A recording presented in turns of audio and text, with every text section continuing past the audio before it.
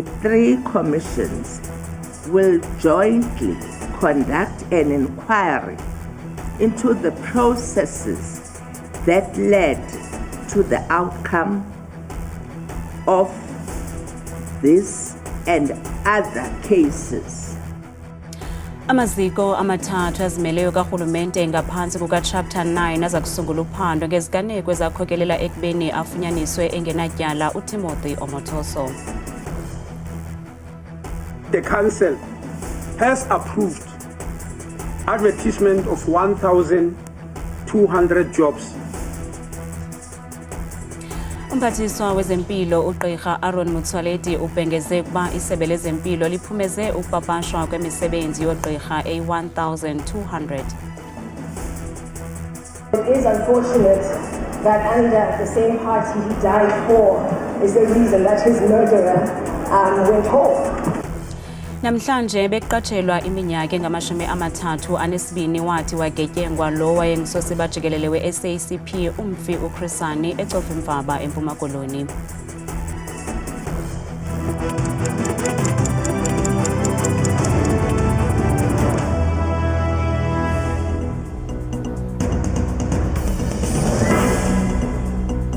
Sinamkele kwindaba zethu andamba indodwa andamba nophumza sikhumba noyitoliki yolwimi lwezandla Bhotani Mzontsundu.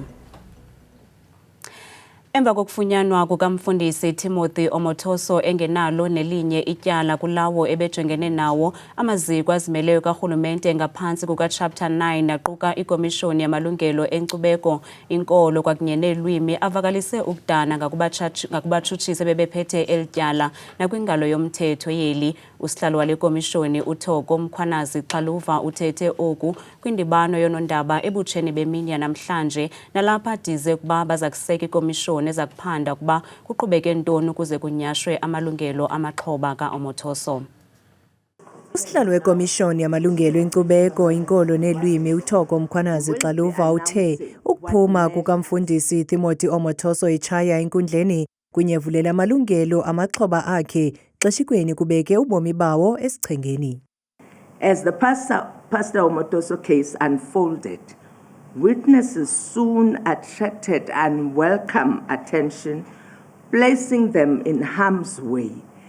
That escalated, rendering to vulnerabilities, posing a threat to their lives. Uhlabele mgama ehlaba amadlala kubatshutshisi bebephethe elityala ngokuphansi ukuqinisekisa ukuba ubulungisa buyafezekiswa. Ukwathe baza kuyigoca-goca yonke inkqubo yobulungisa yeli kwikomishoni yophando eza kusekwa.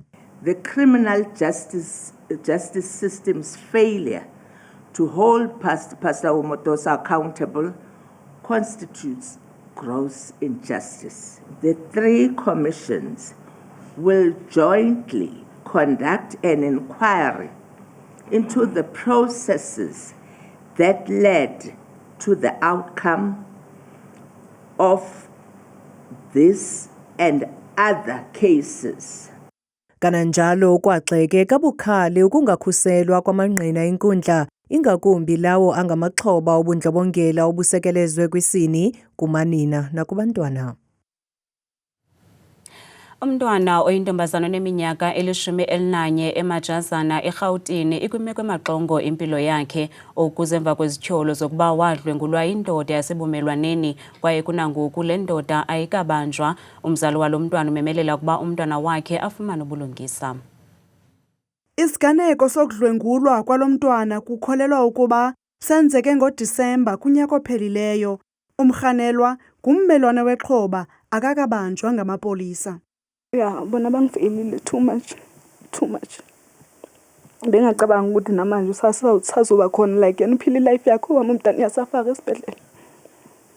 Akekho umuntu onginceda namaphoyisa yangifonela sizoza nini nabezi bayakhansela. Namanje ixhoba ngoku lisesibhedlele kwaye liphila phansi koloyiko because of uke walahlekela na ingcondo khona le baga. Embiza engamboni. Angitshela ukuthi mama nangi vala umnyango nangi uyabuya ngomese ngitshelile ukuthi angifuni ukutshela. Uzongibulala manje uyabona ukuthi wenzeni. But bekengekho. Sithetha nje lo mntwana izintso zakhe ziyanikezela Oku kubangelwe kukunganyangwa kwezifo ezifana ne-STI. Ukuqala kwami ukumisa esibhedlela nge-27 February like beke vomita ekhipha amahlaza ngeimpumulo nangomlomo and beke vuvuke ubuso avela ilonda. Mangifika le eBhaka bangitshela ukuthi umntanami unama-kidney failure. Uceba uthi ubomi balomntwana ngoku butshintshile. The child has been declared that she's now permanently disabled because the mother was told that she has to go and apply for a grant.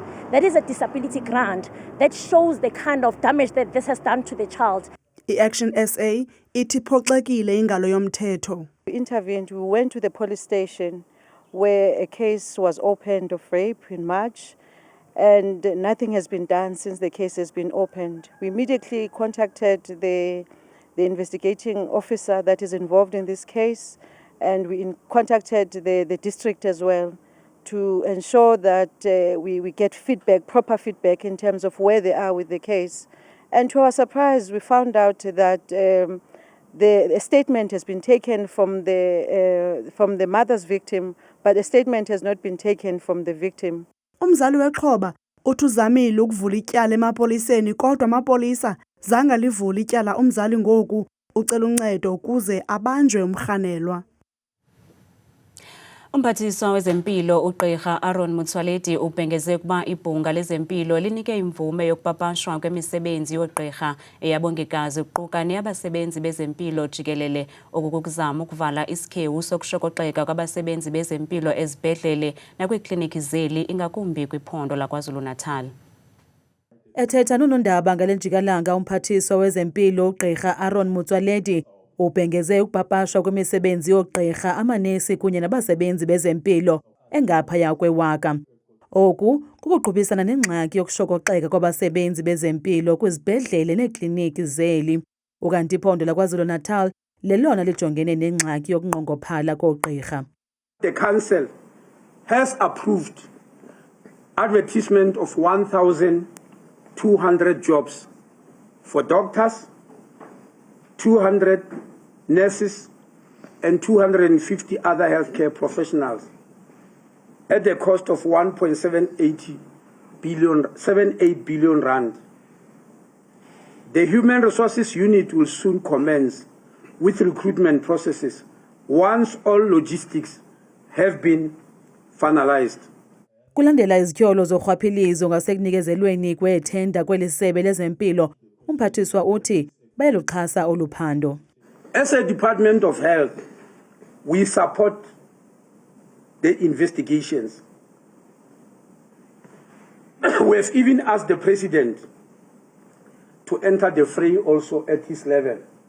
And he has agreed, I'm sure you'll announce very soon. Ibhunga likhuphe imali neza kuthenga iibhedi zezibhedlele zeli.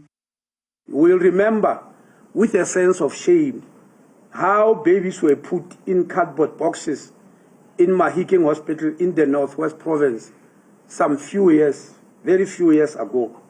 Today, we are here announcing that the Council has decided that 1.4 million articles need to be bought and delivered to our hospitals. Ukupapashwa kwemisebenzi yokuqesha oogqirha, omongikazi kunye nabasebenzi bezempilo kuza emva koqhankqalazo lwangonyaka ophelileyo loogqirha abangaphangeliyo. Lilonke eli sebe liza kuqesha abasebenzi bezempilo abayi-1,650.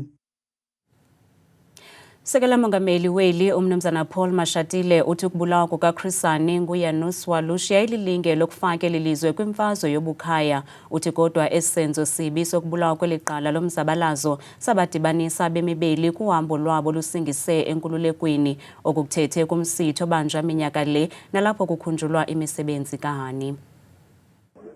Usekela mongameli weli uPaul Mashatile uthi lizwe loMzantsi Afrika alikafiki apho lo kaHani wayenqwenela ukuba lifike khona. Our reality is that we are not exactly where Comrade Chris Hani would have liked us to be as a nation. In many parts of our country, there's still limited and no development at all, translating into high levels of poverty. Inkulubaphathiswa yaseMpuma Koloni uOscar Mabuyane uthi ukuzisa inkonzo ebantwini yeyona ndlela eyiyo yokukhumbula uChris Hani. The SOEs nationally, when they commit to do programs, catalytic programs that are meant to develop our province and change the socio-economic outlook of our province, those SOEs must deliver on such commitments. That will help us to make sure that we move forward. We took a decision that as a funny celebration as Deputy President, we celebrate by opening a school, a new school, and hand it over to the community. In that, we will really be making Chris Hani alive. Ulindiwe Hani uthi belusapho ithemba labo lokufikelela kwinyani ngokubulawa kukaChris Hani kusekubeni kusungulwe inkqubo yophando neza kuchotshelwa enkundleni. It needs to be held because it is unfortunate that under the same party he died for is the reason that his murderer went home. And as much as that won't bring Debbie back, it will be such a soothing balm to us at least to know what happened and who was involved. Umphathiswa wezemidlalo ubugcisa nenkcubeko uGayton Mackenzie uyawazibophelela ukuba amaqhawe angasekhoyo akasayi kulityalwa. Ulebele ngelityityimbisela umnwe uWaloji ngelithi angacingi ukuba ukhululekile emakhamandeleni. Icandelo eliphanda izenzo zokuziphatha kwamapolisa kweli IPID lihlambile igama lomkomishina lamapolisa kwiphondo laKwaZulu-Natal uNjengele Nhlanhla Mkhwanazi kwizenzo ezigwenxa. I-IPID biphanda lo kaMkhwanazi ngezityholo zokungenelela kumba ukubanjwa kwegosa eliphezulu leziko lezoluleko ngo-2023. Oluphando laqalisa uqhuba emva kokuba umntu othile ongaziwayo wathi wafaka isikhalazo ngendlela yokuziphatha kaNjengele Nhlanhla Mkhwanazi. Umphathiswa wemicimbi yezekhaya uLeon Schreiber ubethelele ukubaluleka kokusetyenziswa kobuxhaka-xhaka bale mihla ukukhusela imida yeli. USchreiber uthi kuzaqeqeshwa amagosa aza kusebenzisa ii-drones naziveze esidlangalaleni namhlanje kwinkomfa nonondaba. Uthi ubuxhaka-xhaka kukuncedisa kakhulu ekuthinteleni abantu abangena kweli ngokungekho semthethweni. I-Border Management Authority ithi liqule yaligangatha kwimida nakwizikhululo zenqwelomoya zeli ilungiselela iPasika. Umkomishinala weliqumrhu uthi kongezwe iiyure zokusebenza kweminye yemida ngelixa kukwatyalwe nabasebenzi abakwinqanaba eliphezulu abaza kuqwalasela intshukumo kuyo yonke le mida. We have agreed to extend some operating hours at certain critical ports which are effectively not operating on a 24-hour basis. As a result, the chairperson of the Interministerial Consultative Committee on Border Management. To this end, all BMA senior and executive managers will be deployed to critical ports between the 15th and the 24th of April 2025. Kusenjalo umphathiswa wesebe lemicimbi yezekhaya ulumkise abo banomkhwa wokujongela phantsi imithetho ebekiweyo kwimida yeli. And I think the message has to also be very clear to anyone who thinks about coming illegally into South Africa. For the first time ever, we will see you. We will see you in the daytime, we will see you in the nighttime, we will see you hiding behind a tree, we will see you driving away in a vehicle, we will see you crossing a river, we will see you trying to get through a fence, and we will catch you. We have eyes in the sky 24/7, and your own body heat is going to give you away. There's nowhere to hide, there's nowhere to run. Kananjalo kaSchreiber ubethelele ukusetyenziswa kobuxhaka-xhaka banamhlanje ukuthintela imikhwa yokuthubeleza idala isanxe ngelixa umkomishinala ekwathe abo bangaphilanga imikhuhlane yosulelayo kuza kufuneka bakhuphe amaxwebhu kagqirha ngaphambi kokuvunyelwa ukuba bangene kweli. Ukanti namhlanje sithunyelwe ivideo nguNimrod Mbaliso eNgcobo eMpuma Koloni uthi oko kwabakho impompo zamanzi zange bawabona amanzi abanazo nebhlorho. NguNimrod Mbaliso ndihlala kwilali yaseNgcobo kuNtsimba. Isikhalazo sethu kulethi wadi msasazi ngamanzi. Indawo oqala amanzi aphumayo ezitepini zange sawabona. Okwayabakho lalala itepu ezikhoyo ezipaya ziphuma xa kunetha kuphela. Uceba kudala samazisa loo nto leyo ndiyabona uba bayibhuda phaa koopipe ngokusenza oopipe. Iindlela zimka nemvula njengoba kunetha njengangoku sithethayo. iibhlorho azikho. So kusenzima kakhulu ukuletha indawo, kuletha iwadi, kusenzima kakhulu umsasazi. Kangoba abasemagunyeni bayayazi kudala sabaxelela ngalo mba unjalo. Xa sisalindile ke basinomonde singabahlali. Siyabulela kuNimrod ngevideo yakhe kwakhona basemagunyeni mabasabele ikhwelo ukanti mbukeli nawe apukhoyo xa unengxaki ephathelene nokuziswa kwenkonzo sicela usifotele ivideo ze uyithumele ku 071 105 8923 usichazele iwadi nendawo kuyo. Kanibukeli rhoqo ngolwezine siye sincokole nabo badlala indima ephambili kuphuhliso loluntu. Namhlanje sihlele noCaptain Cinga nonceda abafundi kwizifundo zabo. Captain, khawusichazele banzi ngephulo lakho lokunceda abafundi. Molweni sisi, ndiqale ndithathe lithuba ndibulele kakhulu ngoba nami ndibe khona apho. Right now si run a training college at Braamfontein where we are equipping students with e-courses ezifana nursing, engineering, and futhi sinaba mhlambe bangapasanga kahle esikolweni who feel like I want to upgrade or whatsoever. Siyabancedisa nabo to make sure that they get those grades, they get those flying colors abazifunayo. Wow. Intoni yakwenza uba uqale liphulo? Mina sisi wami ndizalwa nguNolwazi Dumalisile e-Eastern Cape, ongumfundisi Ntsapho oye waqala isikolo sakhe from scratch, and nami ndiyi-product here yesasikolo. I've always looked up to her and also being a captain, and I also figured that now one day kuzafuneka nami ndibe neyam i-path and i-creator. So I felt like this is another way because mina ndingumuntu osemculweni. So I felt like leaving Eastern Cape and coming to Johannesburg, institutions ezifana ne-sound engineering and stuff like that, zinqabile kwela cala. So I was like, when I'm here in Johannesburg, I need to make sure that I get the skills myself and also try to partner up or try to tap into spaces where I can pass that through, because the end goal is that as girls, as institutions, sizibuyisele back e-Eastern Cape so that abanye abantwana abalandelayo emva kwethu banganyanzeleki babafane nathi baze kuma-Joburg for them to become sound engineers or to become actors, so on and so on. Abantu abafuna uncedo lwakho Captain badibana njani nawe? So right now, njengoba ndithetha nge-Rand Training College, apho sikhoyo, we are based in Braamfontein. We have 2 campuses at Braamfontein nase-Springs.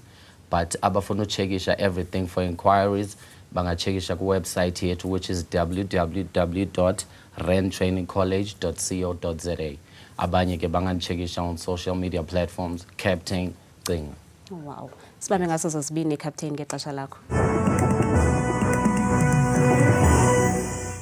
Kakhulu ke qwathikazi noncuthu kudeska yendaba ndiyakubulisa nawe mbukeli wam apha ekhaya ndikwamkeleka lokho kuqonga lam leMuslim nake ngegama ndikuthabile makhabla mnake ndiyinzwakazi yabathembu mvanje yenjenje imozulu leyo ke esiye sivule bukeli wam apha ekhaya ngokuphawula kaloku izigaleko zethu zamvanje kuMzantsi Afrika uphela noko pha imeko futhi iyathembisa iqonge kamnandi nje kwiingingqi ezininzi apha embindini njengapha kubukela ekhaya phaa koFriska kwasekuseni nalo lihle kakhulu phaa elalanga bevuswa lishumi nje elikhetshwe sisithathu kanti baqhubeke beluvala belusongo lwasukulwa ngomso ngamashumi 2 nje akhetshwe sisithoba kanti ke xa sithe chu ngokubanzi siqwalasele kaloku amaqondo wakho ke aphantsi naphezulu ngephondo lokuqala phaa ephondweni lasempuma Koloni njengapha kumthatha impuma ke elaphondo futhi akhona amaphaqabe qaba nje kwasekuseni ngo-11 degrees napha eMonti kusibekele impela nje yonke lantsasa yangomso kanti ke sithi ngokubanzi kwakhona pha ephondweni laseFreystata elikumbindi ke apha eMzantsi njengapha kumantla walo futhi phako Sasolburg kwasekuseni nango lo mafa sabikwe impela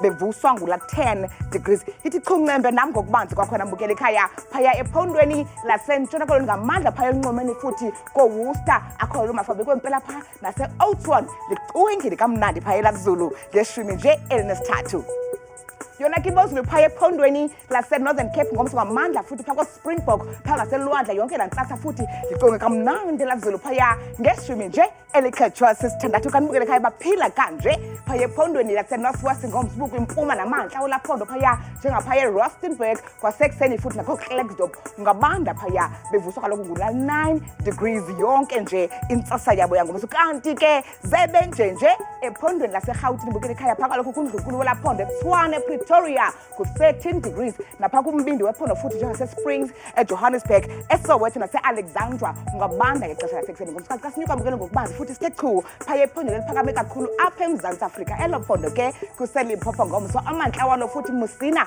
nazo zibikwa mpela phaya ezantshizane yonke lamva kwedinala yangomso kanti bona baphila kanje ephondweni lasempumalanga ngamandla futhi kumantla wephondo esikhukhuza napha kombombela futhi kunganetha yonke lantsasa nge-18 napha eEmelo ekuseni futhi nge-10 nje elinane kanti khawuvume apha ekhaya bethu nakaloku ndivale ndisoke imozulu pha ngephondo lokugqibela KwaZulu Natal amazantsi wephondo Kokstad ekuseni futhi zimvula zindudumo nje yonke intsasa napha eThekwini kunganetha pha ekuseni kodwa ke mna ndikuthanda kangaka xesha lemiyoli